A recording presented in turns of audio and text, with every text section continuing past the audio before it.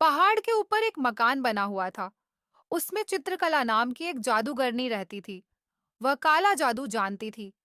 पहाड़ के नीचे तलहटी में एक गांव बसा हुआ था, जिस पर जादूगरनी ने अपने जादू से कब्जा किया हुआ था। गांव के लोग जादूगरनी से बहुत डरते थे।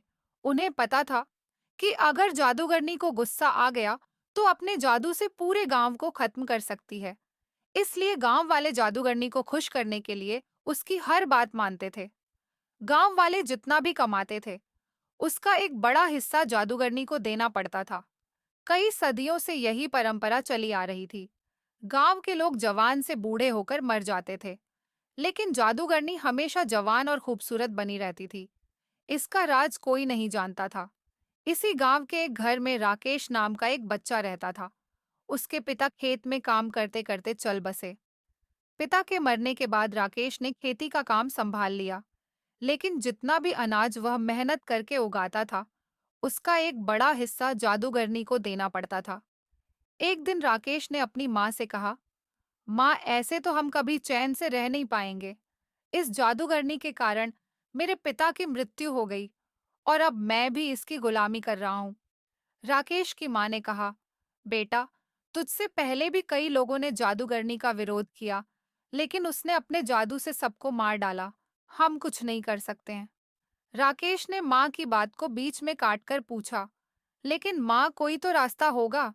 इस सब से बाहर निकलने का राकेश की माँ बोली, बेटा, मेरी बात मान, जैसा चल रहा है चलने दे। राकेश उस समय तो चुप हो जाता है, लेकिन उसके मन में जादूगरनी से गांव वालों को छुटकारा दिलाने की बात घर कर गई। राकेश अगले दिन से अपने खेत पर काम करने जाने लगा, लेकिन उसका मन काम से ज्यादा जादूगरनी में लगा हुआ था। दोपहर को राकेश एक पेड़ के नीचे खाना खाने बैठा। वहीं उसके बराबर के खेत के दीनानंद चाचा भी खाना खा रहे थे। दीनानंद चाचा से राकेश ने अपने मन की बात कही। राकेश की बात सुनकर उन्होंने कहा, बेटा, बात तो तेरी ठीक है, लेकिन काम बहुत कठिन है। इसमें तेरी जान भी जा सकती है। राकेश बोला, चाचा, अगर गांव वालों को बचाने में मेरी जान भी चली गई, तो मुझे खुशी होगी। आप कोई तरीका बताओ। तब दीनानंद चाचा ने कहा, आज से कई साल पहले गांव में एक किसान ने जादूगरनी को मारने की कोशिश की थी, लेकिन जादूगरनी को पता लग गया। फिर जादूगरनी ने उससे बदला लेने के लिए उसका सब कुछ छीन लिया और वह उसे मारने की तैयारी कर रही थी, लेकिन वह पहले ही गांव छोड़कर भाग गया। तुम उससे मिलो, उसका नाम गोपाल है। वह पास ही के एक गांव में रहता है, लेकिन वह किसी से मिलता नहीं है। राकेश बोला, लेकिन क्यों चाचा? दीनानंद जी ने कहा, बेटा, उसे डर है कि कहीं जादूगरनी ने उसे मारने के लिए न भेजा हो। राकेश ने सारी बात समझ ली। अगले दिन वह दूसरे गांव चल दिया। वहां वह गोपाल के घर पहुंचा। बहुत विश्वास दिलाने के बाद गोपाल ने राकेश से बात की।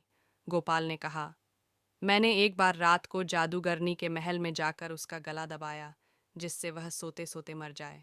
लेकिन वह मरी नहीं, क्योंकि उसने अपने प्राण एक तोते में रख रखे हैं। राकेश को बहुत आश्चर्य हुआ। उसने पूछा, लेकिन ऐसा क्यों चाचा?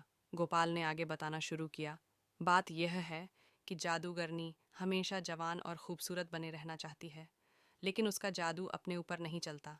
इसलिए उसने उस तोते को पाल रखा है, उसे जादू से जवान बना रखा है। उसके अंदर जादूगरनी के प्राण हैं, इसीलिए वह भी जवान बनी रहती है।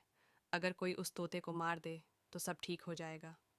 राकेश गोपाल से विदा लेकर अपने गांव वापस आ जाता है।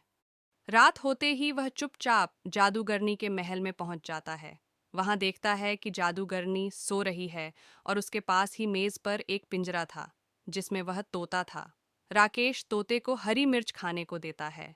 तोता बहुत खुश हो जाता है। फिर राकेश उससे कहता है, तुम कब तक इस पिंजरे में रहोगे?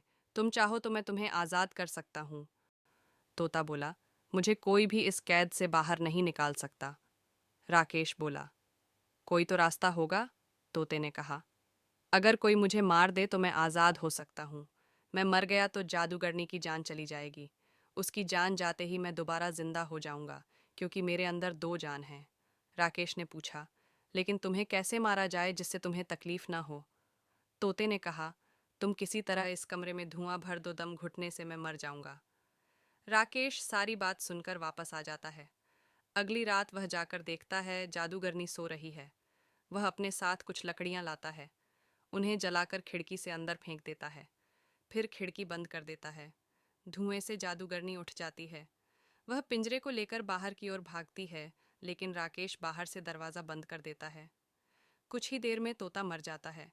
उसके मरते ही जादूगरनी के हाथ से पिंजरा छूट जाता है और वह मर जाती है। यह सब राकेश बाहर से देख रहा था। जादूगरनी के मरते ही वह खिड़की खोलकर अंदर जाता है और पिंजरे को बाहर ले आता है। कुछ ही देर में तोता जिंदा हो जाता है। इस तरह राकेश की हिम्मत और सूझबूझ से गांव वालों को जादूगरनी से छुट्टी मिल जाती है।